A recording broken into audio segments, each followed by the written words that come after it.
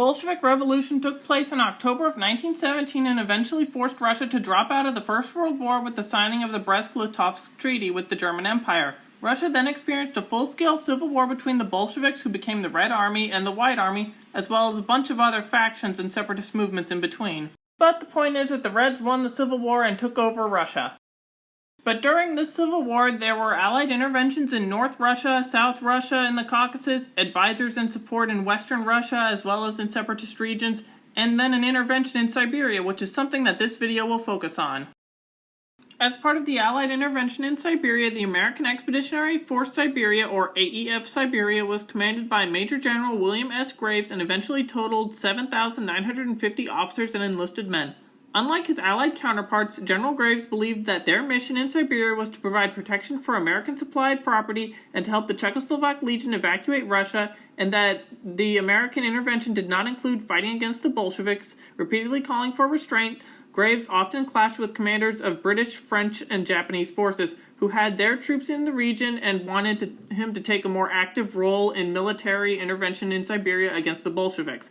But, his restraint didn't stop the Bolsheviks from attacking the American forces all throughout the 1919 and 1920 years. The Battle of Romanovka was fought on June 25, 1919 between American and Bolshevik forces during the Russian Civil War. On the night of June 24th, the American garrison consisted of 72 men of A Company of the 31st Infantry Division and were under the command of Lieutenant Lawrence Butler. Butler had placed a sentry on the top of a hill to watch for any approaching Bolsheviks. However, at 4 a.m. on the next morning, the sun was coming up, so the sentry then relieved himself, and moments later a surprise attack started by the Bolsheviks after they saw the sentry abandon his post. Most of the American garrison was still asleep when bullets came ripping through their tents. Within the first few minutes, 19 Americans were killed, and Butler was wounded, having a portion of his jaw shot away and another bullet wound to one of his legs. He directed his men with hand signals to form a firing line against the 400 attacking Bolsheviks who were under the command of Yakut Tirapsin, who attempted to encircle the Americans. Butler sent a man to find help from other American units in the area, and although the messenger was shot while doing this action, he managed to flag down a passing supply train that was guarded by a platoon of American troops under Lieutenant James Lorimer. When Lorimer learned of the situation, he dispatched half of his men to aid Butler in the defense of Romanovka. Lorimer's men found the garrison huddled together with Butler unconscious and laying on the ground near ammunition crates. The two sides continued to skirmish, but eventually the Bolsheviks retreated. On the same day, men of the 27th Infantry Division engaged partisan forces at Koryevsky and Shmokoyka, resulting in the wounding of 6 more American soldiers and more Bolshevik retreats.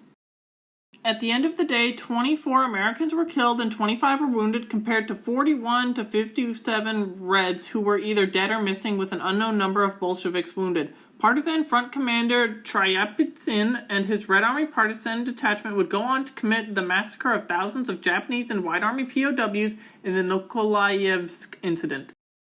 The Suchat Valley campaign of the Russian Civil War was fought from July to August 1919 after the failed Russian surprise attack against the numerically inferior American forces at the Battle of Romanovka in June. During this campaign, the Suchat mines were entirely cut off from Vladivostok, and Soviet control of these mines prevented the Americans from fulfilling specific duties in the region. So a 3-pronged offensive was led by Robert Eichelberger and William Graves against the Bolsheviks to clear the valley of armed opposition with over 3,500 men and 2 cruisers. The Americans were opposed by Bolshevik nobleman Sergei Lazo. Yep, you heard that right, a Bolshevik nobleman who led 4,000 to 6,000 Reds. 5 companies of the American 31st Infantry took the responsibility of clearing Suchan, while every stretch of captured territory within the valley was handed over to a garrison guard forces that were manned by U.S. Marines and the American Navy. The Americans suffered 22 killed and 33 wounded, while the Bolsheviks suffered 500 killed.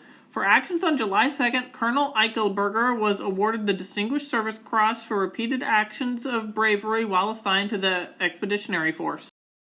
However, in 1919, AEF Siberia had a standoff with the Japanese intervention forces during the Geneva Incident. 250 men of the 27th Infantry were opposed by 4,500 Japanese troops in a misunderstanding, and the incident involved sword and bayonet attacks, and 2 Japanese men were wounded.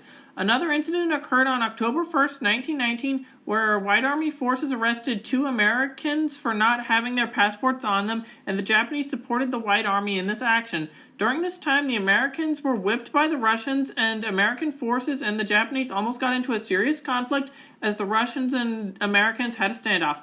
However, the incident would not lead to war between the U.S., White Army, and Japanese.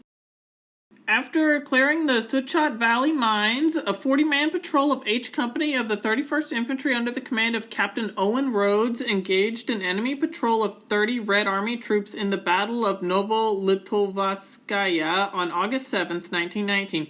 The Americans killed or captured all the Bolsheviks with no American casualties. On January 20th, the announcement was made that AEF Siberia would be withdrawn from Russia, and the following day, almost 80 Cossacks loyal to the Russian SFSR and an armored train attacked a much smaller 39-man platoon of M Company of the 27th Infantry.